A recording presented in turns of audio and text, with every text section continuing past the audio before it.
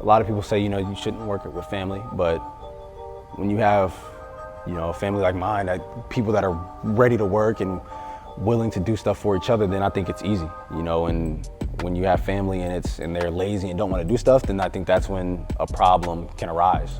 Chris had introduced De'Aaron and us to another agent. Chris had always talked about taking the agent's test. I was only with the agency I was with because of Chris, so it was gonna do that. It was gonna be that anyway. We could trust him, and he would tell us what needs to happen. He put a lot of time into this and a lot of hours and a lot of sacrifice and picking up a lot of people and doing things that he didn't necessarily have it himself, but he was doing it, for, just having a good heart. Eric had full faith in him, and he said he is just a good guy, and he sees something in me. And, at a point we're like, well, did you take the test yet, or when are you gonna take the test? So he just, throwing it out like, I might wanna do this, that. So he had been around the kind of agent circuit, whatever, for a while. I think it was really a simple decision for me. It wasn't really that hard. Plus, when I was first in the league and he wasn't my agent, people were calling him anyways. So it made it easy for me to make that switch. My name is Chris Gaston, born and raised in Houston, Texas. CEO and founder of Family First Sports Firm. I'm like, wow, this could really happen. By the time you're 16, I was drafted at 19, so it was 3 years away. I didn't really follow the hype. It was like, whoa, what am I looking at? I think I was in 6th, 7th grade, and ever since then, man, he just took me under his wing. I didn't really talk about whether my son was gonna go to the NBA or not. We just didn't have it like that, but he came out, sacrificed. I didn't have a pot to piss in, man. I was dirt broke. You can't go do another free workout because we don't have any gas. Family first, as you can see, the fist, represents empowerment.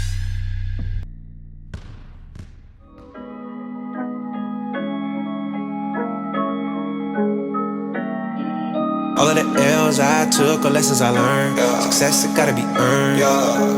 Tell me why they sleeping on me. I knew Chris was gonna make it from day one. I never doubted him. I always believed in him. I would make his vision boards and I would put them in front of the ironing board, which was his desk. So he didn't have a desk or office or a facility. He had an ironing board that we used to iron clothes, but that was his desk as well as a makeshift desk. And I would create these vision boards and put them, in front of the ironing board in his laptop. And it may have a building, just all the things that I thought he needed to see to be motivated. I would write scriptures and affirmations on pieces of paper and put them in our bathroom for him, and then one on my side, one on his side. And funny enough, I didn't really think it was a big deal, but one of my brothers came over and said something about it, like a compliment. And I was like, oh, well, it's just the way to keep him motivated. She's always been right there running the business with me, but more so behind the scenes. She's really the only person that I can trust. She's my rib. I bounce off all my dreams and ideas. You can't trust people with your dreams and your ideas. You can't trust people with your innermost thoughts. And she's someone, she never discouraged me. Even when times got rough, she never was like, put the basket, man, go get a real job. The average woman, man, stop chasing these kids around. Stop doing this. You're not bringing no money in the house. Go get a real job. She never did that. She actually pushed me further. When I was thinking about quitting and not doing this, she was like, nuh-uh, you gotta go do it. You gotta go do this. Even now, when I'm thinking a dream is too big, when I'm thinking, man, I want my own facility. Okay, let's start looking at buildings. How are we gonna afford it? I don't know, let's just start looking. And that's just the way she's always been.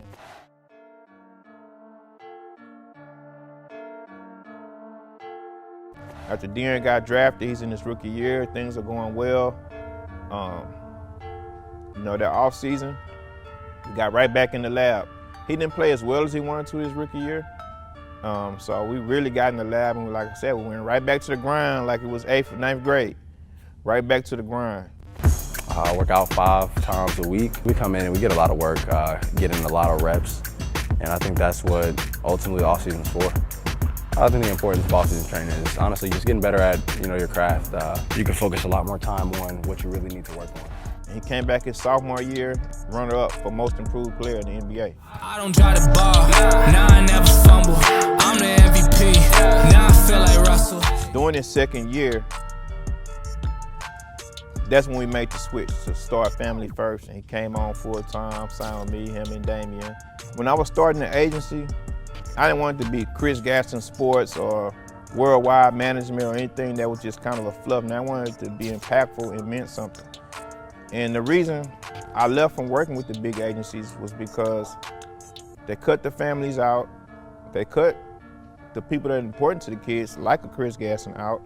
And I was like, what atmosphere do I want to build with my company? How can I be different? What do I represent?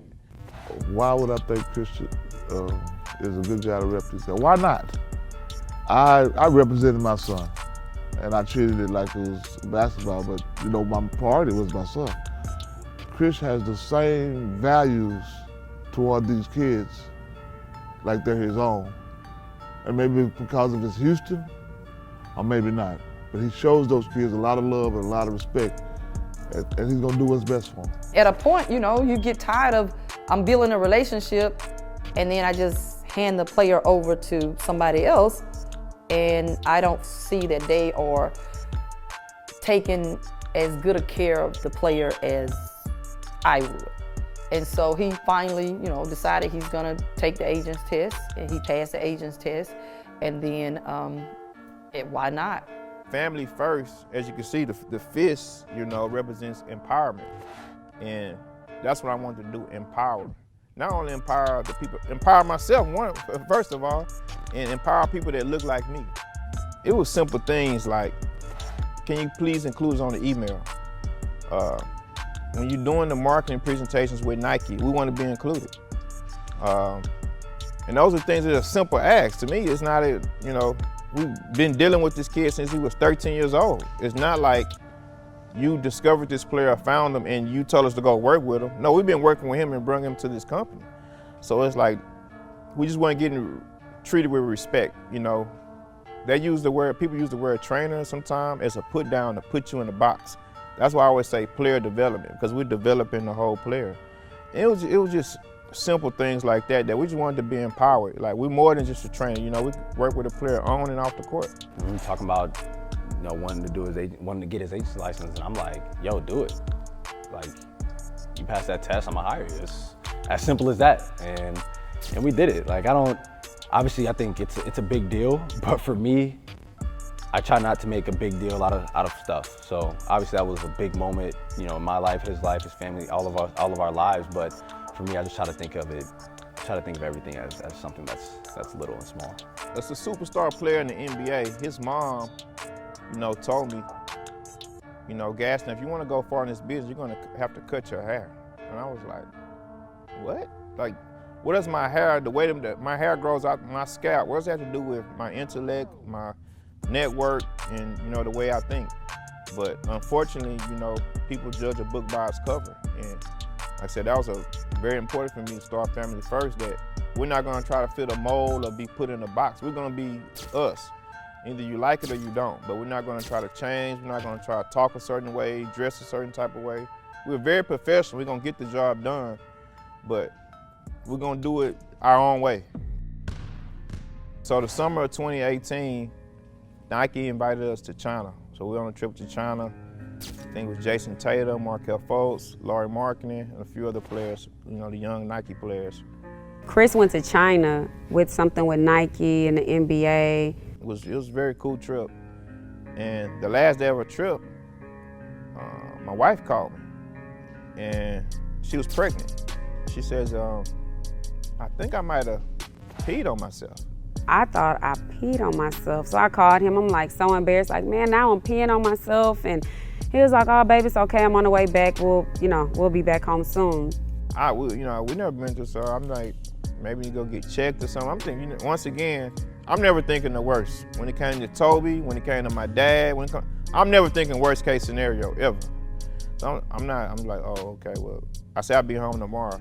So we came home, we went to the hospital, and it was like, we gotta send you out to the ER. And the doctor goes, oh, you guys have to go to the hospital. I'm like, okay. Get to the hospital, and they said, you're not leaving this hospital until you had this baby. Like, this is serious. They like, she lost all her amniotic fluid, and they said, we could still try to have this baby, but your wife might not survive. And I was like, man, that was one of the toughest days of my life. I'm like, man, I can't, I told my wife, I said, we can have another baby, but I can't create another you. You know what I'm saying? I can't make you.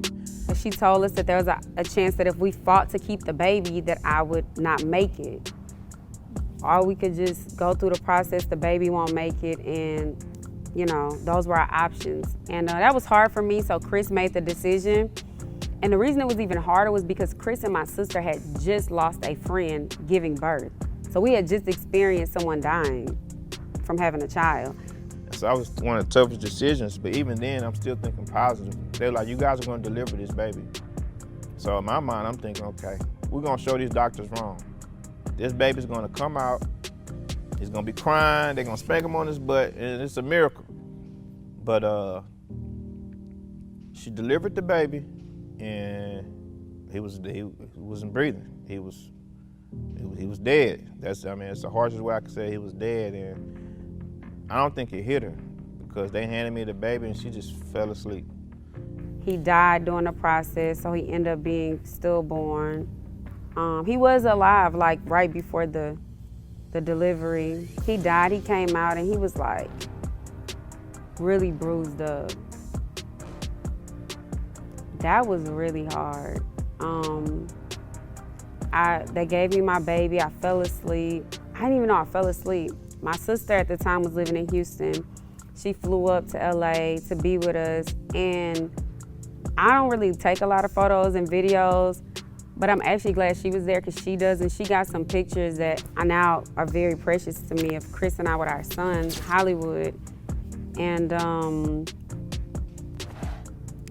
I fell asleep with the baby. The nurse came in, she woke me up, and she says, man, we have to take the baby now. And I'm like, it hadn't hit me yet that I was holding a baby that was deceased.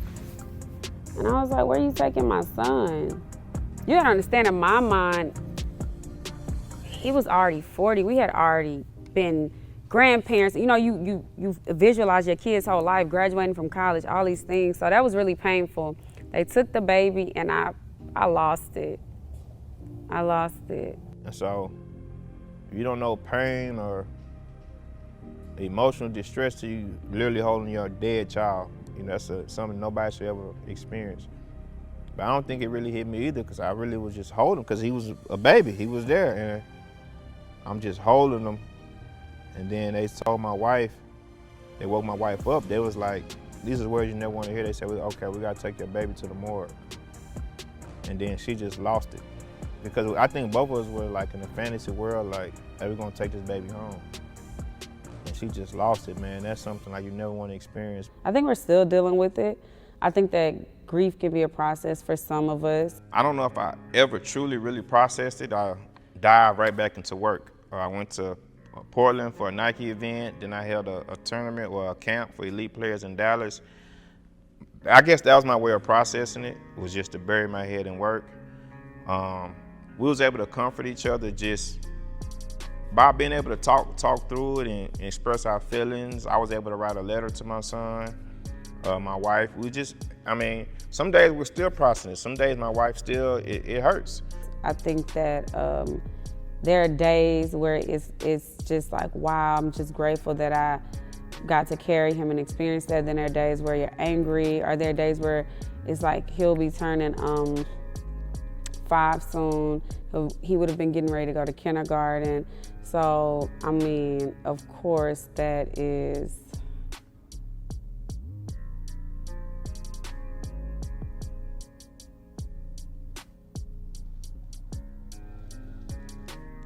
But, you know, we believe in redemption, we believe in God, and 2 years later, our son, Christopher, Sir Gaston, like, he was born on the exact same day as his brother 2 years later. Through prayer and supplication, and I have a really great support system in my husband, and then I have 2 beautiful sons now that God blessed me with, and You know, my husband would write letters to our son, and to be honest, his letters helped me. So I just think it's the process. Pushing through, like I said, we started family first. You know, we pushing through, things are going good, Darren's playing well. So obviously the next goal in mind is like, this guy's a franchise player, we need to get this guy a max contract. And in the midst of his third year, you know, my wife got pregnant. 2 years later, a year later, we had we were in a business meeting on a business call. I'm having labor pains. Chris is like, babe, we can reschedule a call. I'm like, no, I'm fine. It's just false labor pains. He's like, babe, I think you're in labor. And in the midst of all that, COVID happened in March. NBA is suspending the season. They are suspending play. The NBA is suspending its season after Rudy Gobert of the Utah Jazz tested positive for the coronavirus. So I'm like, oh man, the season's gonna get canceled. We're not gonna be able to do this max contract. Like, I'm like, man, what is going on? My wife is pregnant. We're gonna have a COVID baby. Is our baby gonna have COVID? Our parents not gonna be able to come? Like, I was thinking, man, they're not gonna let me in the hospital. It was, you know, my wife gonna have to deliver with a mask on. It was just so much. So I'm like laying on the floor in the living room at this point. And he's like, babe, let's go to the hospital. I'm like, no, I'm not going. And then he like said something that reminded me of what happened the last time, and I'm like, ooh, let's go to the hospital. Close your eyes to the madness. In the morning, it's all gonna vanish. Don't be afraid of the dark. Be careful with stars. Get the ball, sir. Not every light is gonna guide you. Son, we don't quit. Go back and get the ball. Our son now, Christopher Gaston II, ended up being delivered on the exact same day that our previous son, Hollywood, passed on. And it was just like, whoa, this is crazy. On the way to the hospital, this was the day before he was actually born. I was like, okay, God, I hope he comes today, any day but the same day as Hollywood's birthday. Man, he came on Hollywood's birthday. And I had mixed emotions about that initially, because I was like, man, this wasn't, I'd rather them not share a birthday. And that was tough. Chris gave me a different perspective that I really appreciate. He said, this is God's promise to us. This is our redemption. God is redeeming us. Everything we lost, we're getting back, starting with our baby. Now in the midst of this, I'm dealing with the team, like, we gotta get this max contract. They fired the GM that I was dealing with, Vlade Divac. A big shakeup for the Sacramento Kings. Vlade Divac steps down as the GM. Here, the Kings, they needed more wins. Now, they need a new general manager. The last 5 years under Divac, the Kings have failed to win more than 39 games. He gets fired. And I'm like, man, this is crazy. And they kept pushing free agency back. Free agency was supposed to start in July. We didn't end up signing that contract till November. So you talking about just on pins and needles, man, with a newborn baby, trying to figure out this max contract. You know, my baby on his first day home, he was in a business meeting. You know, we never really stopped. You know, that's probably my fault, but we're so ambitious, we're always pushing. We never really take a time to stop and breathe. The role change for me is difficult because I love coaching basketball. You know, but I think, like I said, I was doing some of these things with him and his family throughout the course of the 4 years and his course of 4 years in the NBA as well. So when we finally changed courses, it felt weird, you know, because now it's a labeled title. And I've never been about a title, you know, because like, yeah, you're my guy. You know, whatever you need, I'm here for you, I'm here for your family. But he finally came to me and says, hey, you know, I need you to be my manager. You know, I need you to handle some of these things for me. And obviously Chris has signed on as his official NBA agent. So I think the titles changed and maybe the responsibility might be a little greater. So leading up to the max contract, I was like, I'm not gonna leave no stone unturned. Contrary to belief, people think teams just hand out max contracts like candy. Nah, this is a business. They're not trying to give you the max contract. They're gonna try to lowball you. That's just, I mean, there's no offense, it's just business. Chris and I must have talked on the phone every day for about 20 times a day. You know, just going through the what ifs or what nots or how or You know, now every game means something. Every assist meant something. Every injury, oh, he's not playing for 5 games. Oh, he had 30. Oh, tonight he had 14. You know, every single moment, every dribble was like, and then the pandemic happens. And so now it gets prolonged. And then they fire Vlade Divac. And so that changes. All these changes are happening, and then he gets to the bubble. And boy, acts a fool in the bubble. You know what I'm saying? He goes crazy, like, which we want to call normal. You know, he's De'Aaron Fox. So back, she never met 17 tonight. Fox in the paint. I don't even care. I never had man. Of course. Took a little bump. Yeah. Been a couple years, I must have Fox stand. on the wing. Fakes the 3. Now Say while you step rap, you back just and can't shoot stand. the 3. Get to my head, it's Fox. Oh, look at that move. Inside. Have my back. And understand what they need to do to win. I'm a big Get place, my downhill ace, to the basket. I'm a big flow tsunami, I'm I white. think he kind of solidified himself. I think we felt very good about it once he left the bubble. And so I was very analytical. I mean, I put together a 15-page deck with, I mean, all kind of stats, charting De'Aaron stats versus other players who have received max contracts, fan attendance since he's been in the league. I mean, I really put a really detailed presentation. I'm like, I'm gonna put it to the point where they can't say no. So as I was working on that, you know, Emmanuel would call me every day, ask for updates, like, man, what's going on? So, you know, I was talking with the front office, I was talking with the team, I was just really grinding it out, man. It wasn't a 1, 2, 3 process. And, you know, De'Aaron asked me, hey, how we looking, man? You know, what's going on? We're gonna get this done? Going from year 3 to 4 is when you can sign your extension. And we had already talked about it and the type of player that I think I was and could continue to become. You know, that's kind of what we were looking for. And we had just got a new GM, so now you don't know how things are gonna play out. And it was a lot of pressure on me too, because me now cross off not just being a trainer and player development, but actually being a CEO and an agent. The world was watching. I had to get this done. You know, I had to get this done. This was not like a, you know, I don't have 50 clients. Like, I have fear of loss. Like, each client I go into, you know, their life is in my hands, so I take it serious.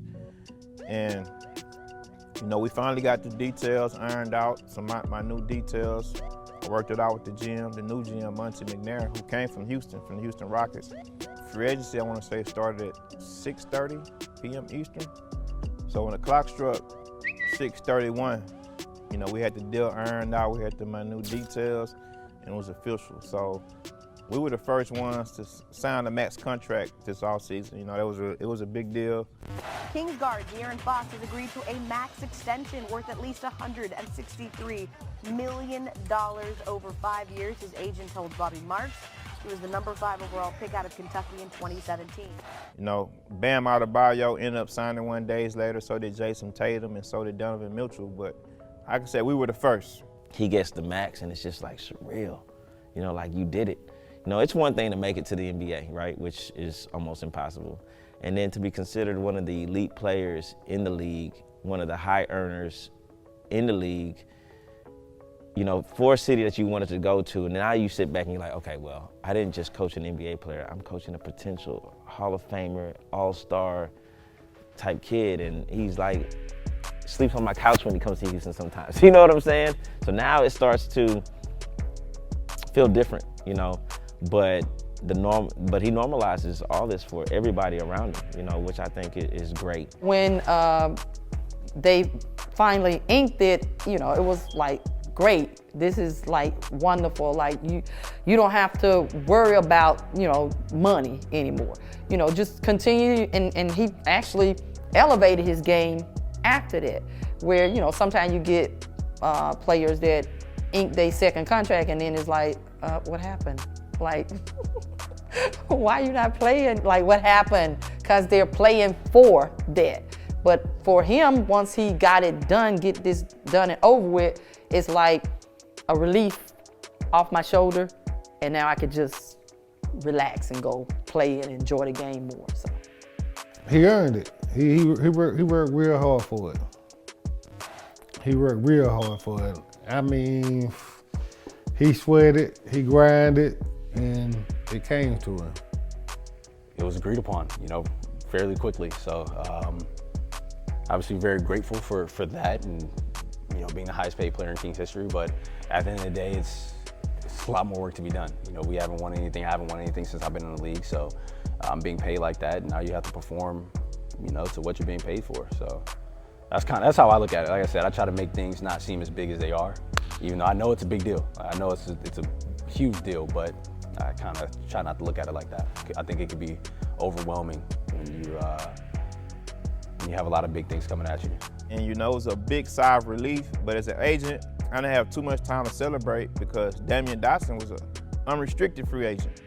And this is one of the toughest markets in free agent history because, obviously because of COVID, and spots were filling up fast, man. So as soon as I knocked out Dearns, I was on the horn for the next 72 hours straight. Both phones glued, you know, I was grinding. I grinded it out, and we eventually found a deal for Damian, $4 million over 2 years. And, you know, we had a huge celebration, man. It was a sigh of relief, man. It was once again, all those emotions of draft night and thinking about everything I overcame to get to this point, me and my wife, it was just, you know, but even after the celebration, now it's on to the next thing. I was like, you know, okay, what we gotta do now for his marketing efforts, to build his brand, what's next for his foundation? So that's just the way my mind works. I'm always thinking of what's next. I'm never satisfied, I'm always trying to elevate.